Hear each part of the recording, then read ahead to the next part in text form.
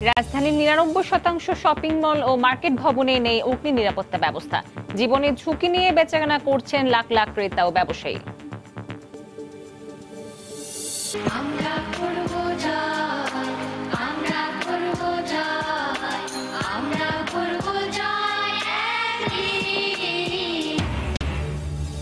Autism আক্রান্তরা সমাজের বোঝা নয় বললেন প্রধানমন্ত্রী। সবাইকে তাদের পাশে দাঁড়ানোর আহ্বান। প্রতিটি বিভাগে পরিচর্যা কেন্দ্র করার ঘোষণা। বেগম জিয়ার শারীরিক অবস্থা ভালো, চিকিৎসা সেবায় তিনি সন্তুষ্ট জানালো বঙ্গবন্ধু মেডিকেল কর্তৃপক্ষ। সঠিক চিকিৎসা দেয়া হয়নি আবারও দাবি ফখরুলের। চালুর অপেক্ষায় সিটি ইকোনমিক জোন। কিছুক্ষণ পর ভিডিও কনফারেন্সে উদ্বোধন করবেন প্রধানমন্ত্রী। বিনিয়োগ ৫,০০০ কোটি টাকা ছাড়িয়ে যাওয়ার প্রত্যাশা। এবং বৈরী আবহাওয়ায় রাজশাহীতে ঝরে পড়েছে আমের গুটি। শঙ্কায় বাগান মালিক, উদ্বিগ্ন হওয়ার কিছু নেই বলছেন গবেষকরা।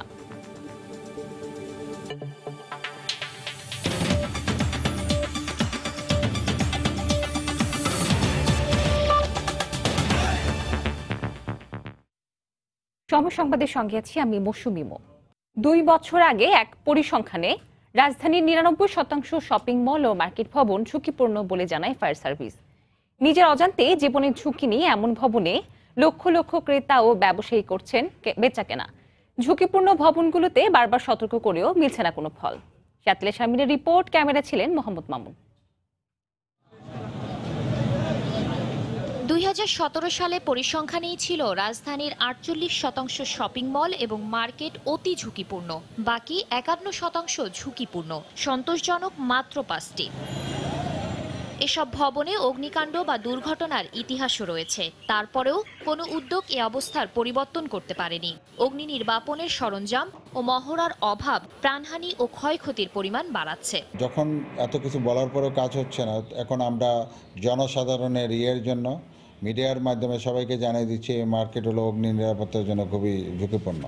এখন একটা ইন্ডিভিজুয়াল সচেতন লোক he should think whether he should go inside the market or not.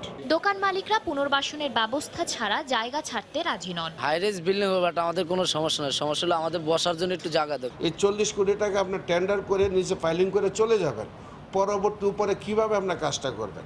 একসঙ্গে যদি দুইটাই আপনি কল করেন তাহলে আপনি বুঝতে পারবেন যে আসলে কস্টিংটা কি হচ্ছে।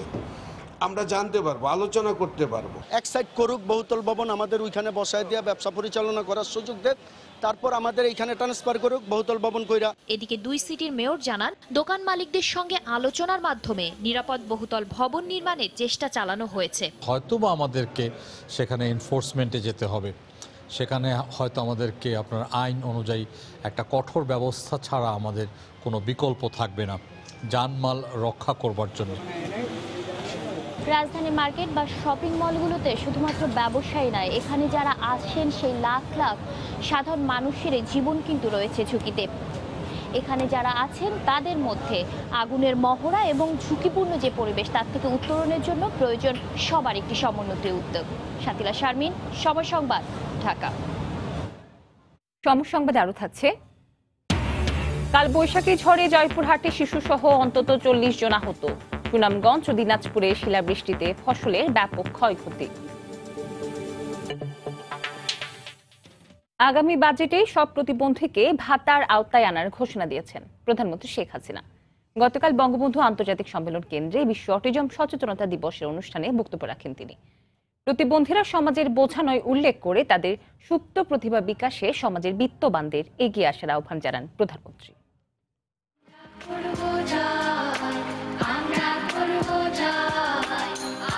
সব প্রতিবন্ধকতা পেরিয়ে জয়ের স্বপ্ন এই বিশেষ শিশুদের চোখে মুখে।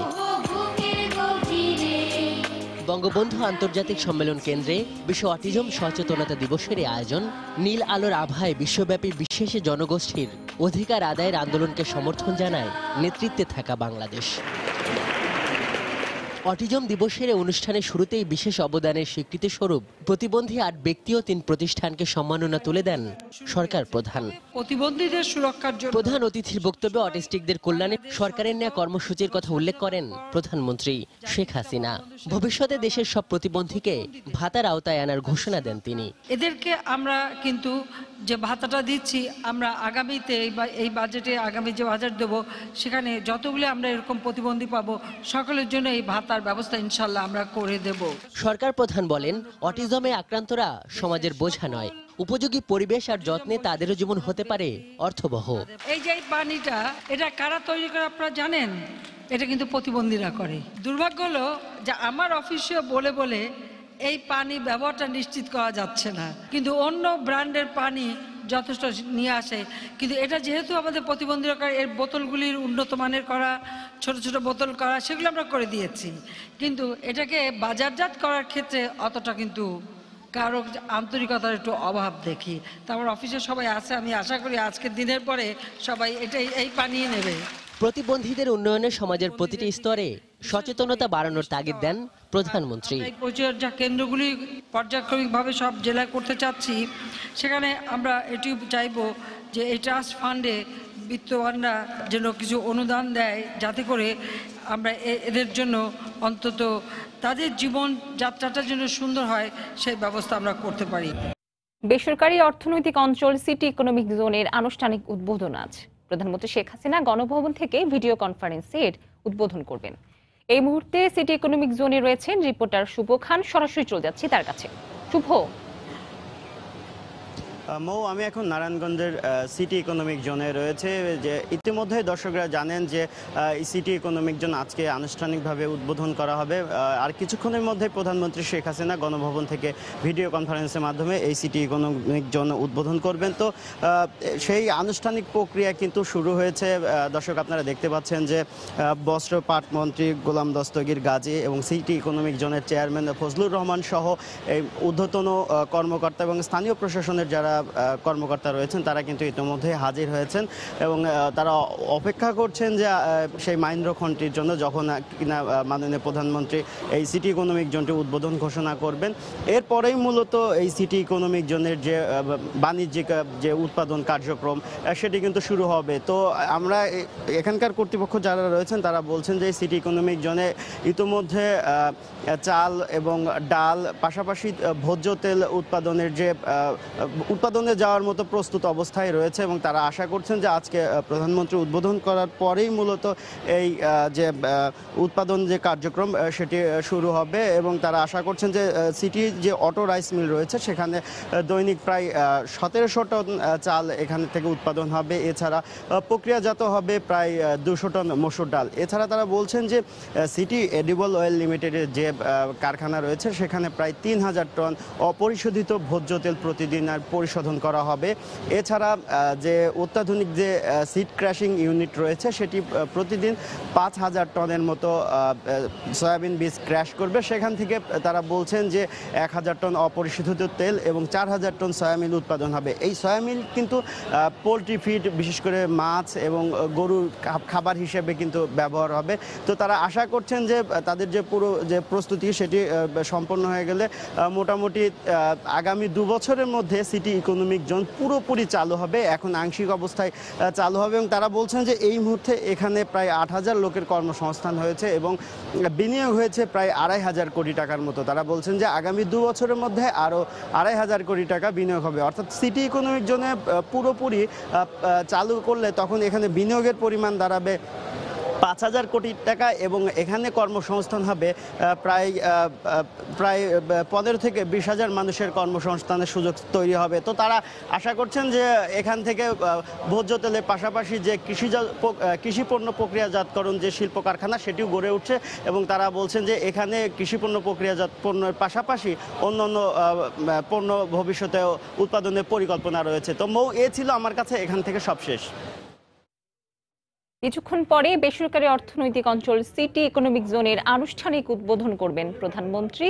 সে খবরই জানাতে আমাদের সঙ্গে যুক্ত হয়েছিলেন সহকর্মী শুভ খান। সংবাদে আরো থাকছে, ভারতে লোকসভা নির্বাচন সামনে রেখে আজ কলকাতায় যাচ্ছেন মোদি। বক্তব্য রাখবেন ব্রিগেড মাঠের জনসভায়।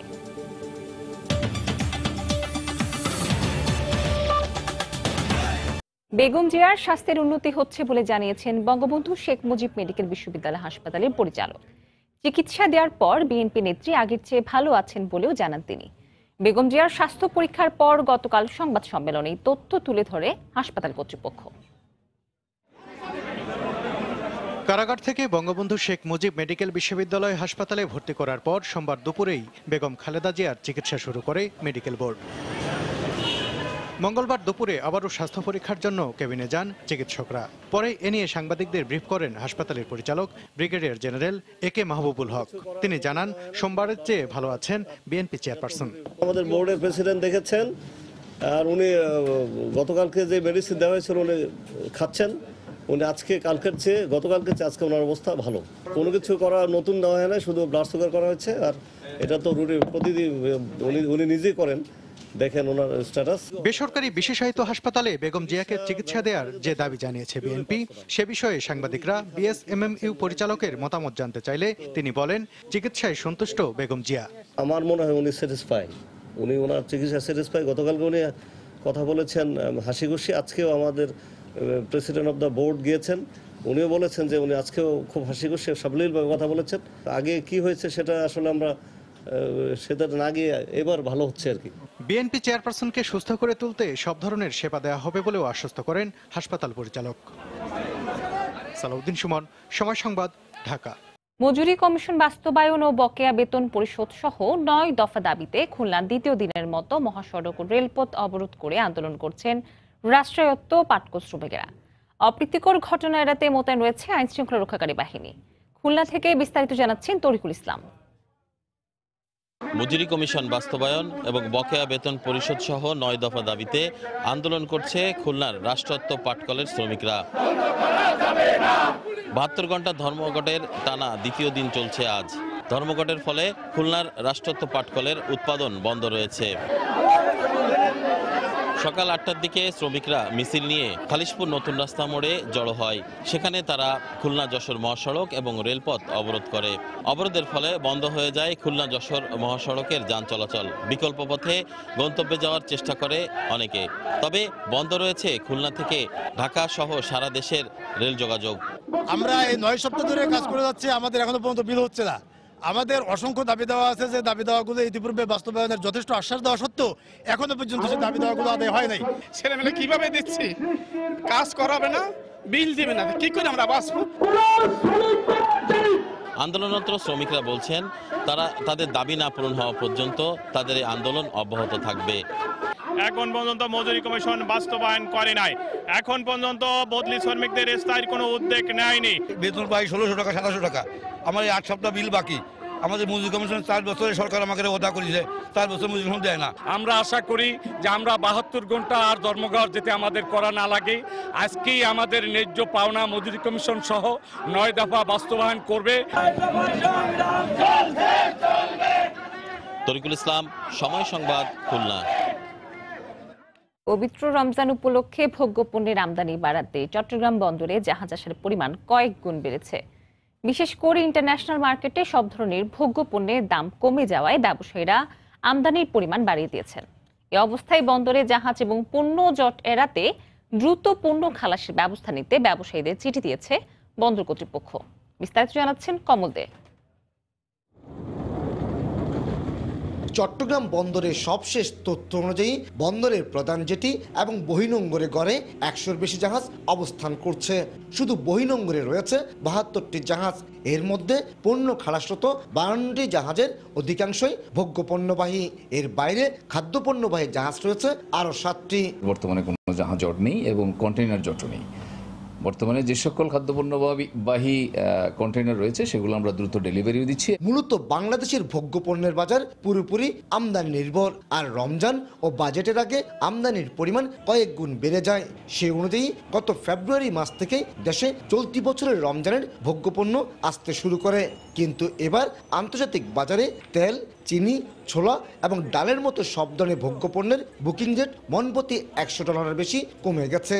রমজানে যাতে কোনো কৃত্রিম সংকট সৃষ্টি না হয় সেদিকে আমরা সবাই দৃষ্টি দেব এবং কোনো অবস্থাতে যাতে সহনীয় পর্যায়ের বাইরে না যায়। মূল্য চড়া করার প্রবণতা থাকে তাহলে বাজার অস্থিতিশীল হবে। সেক্ষেত্রে আমাদের দাবি যে ভোগ্যপণ্যগুলি যত দ্রুত সম্ভব দ্রুত অ্যাসেসমেন্ট এবং দ্রুত খালাস করার জন্য বন্দর কর্তৃপক্ষ উদ্যোগ নেওয়া উচিত।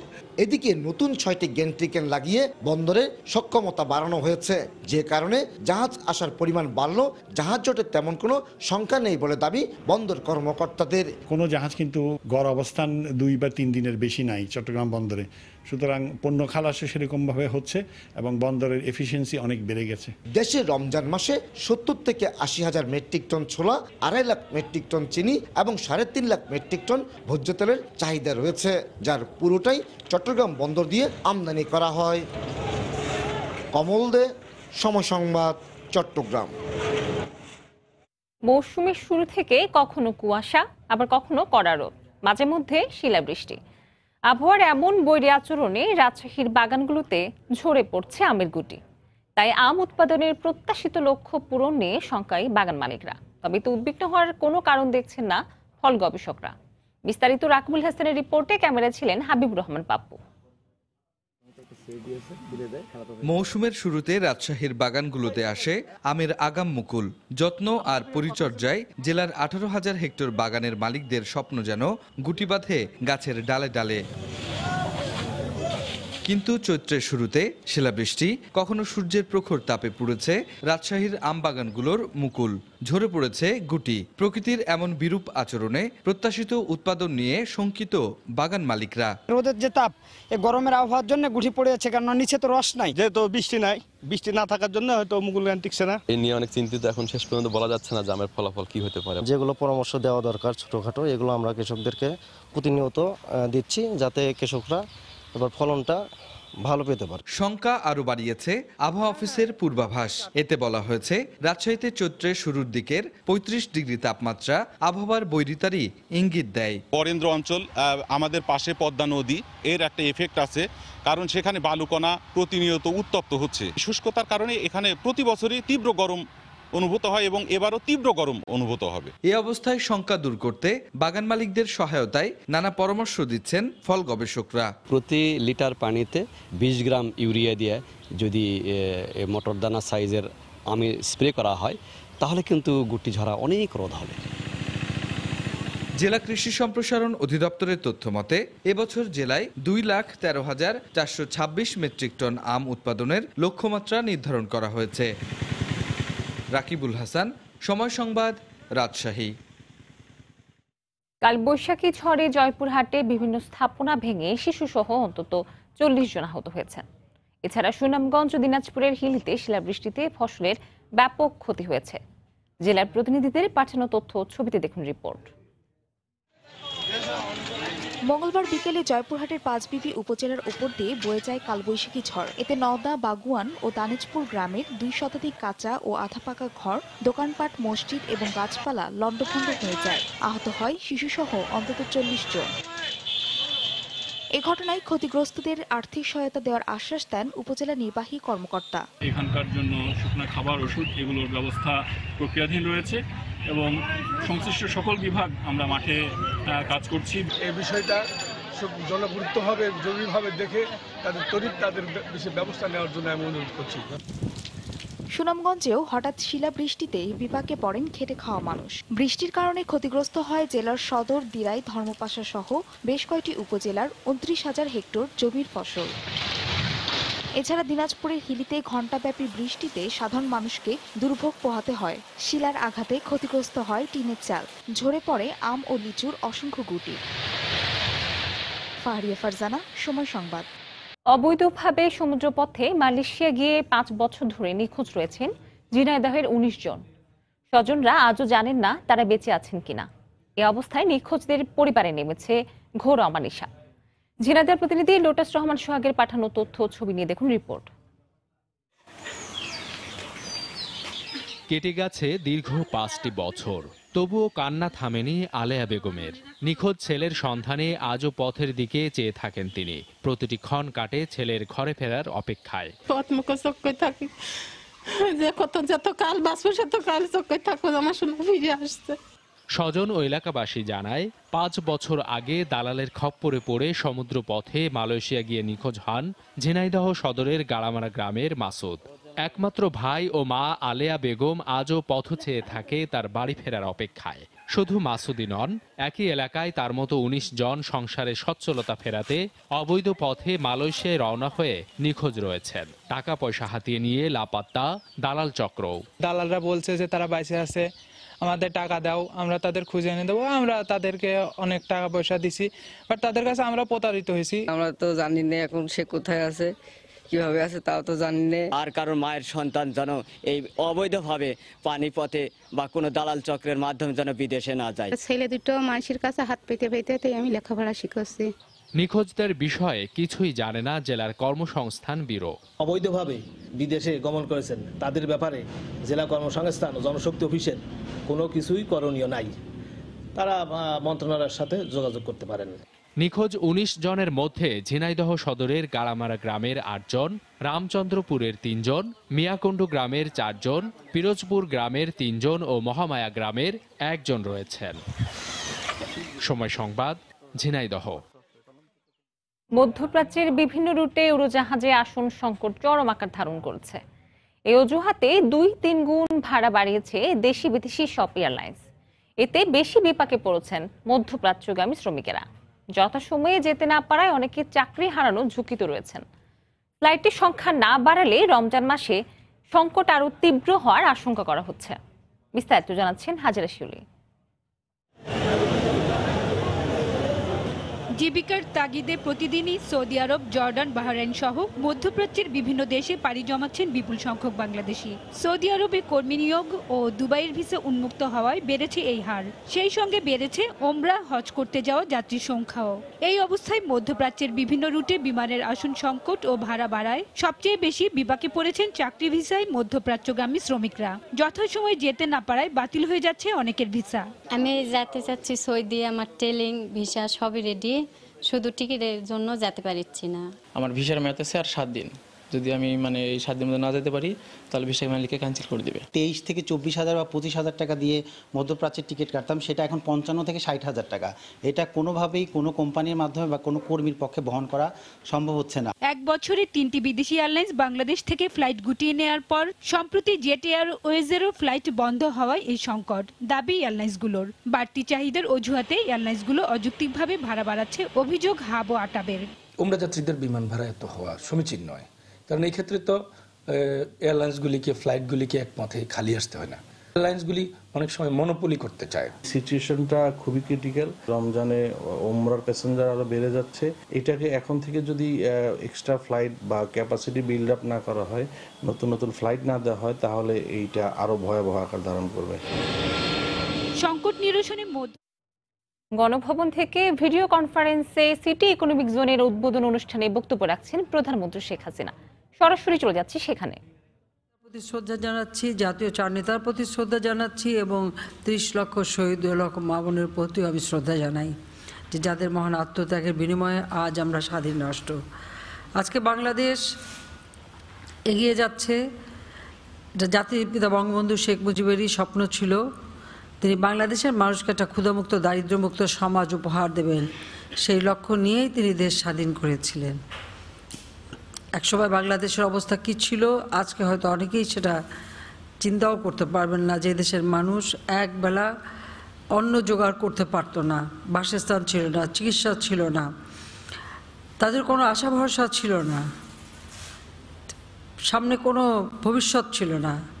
এই অবহেলিত, শোষিত, বঞ্চিত মানুষগুলির ভাগ্য পরিবর্তন করাই ছিল জাতির পিতা বঙ্গবন্ধু শেখ মুজিবের লক্ষ্য। আমরা বাঙালি, বাংলা ভাষার অধিকার পর্যন্ত আমাদের কাছ থেকে কেড়ে নেওয়া ষড়যন্ত্র করা হয়েছিল।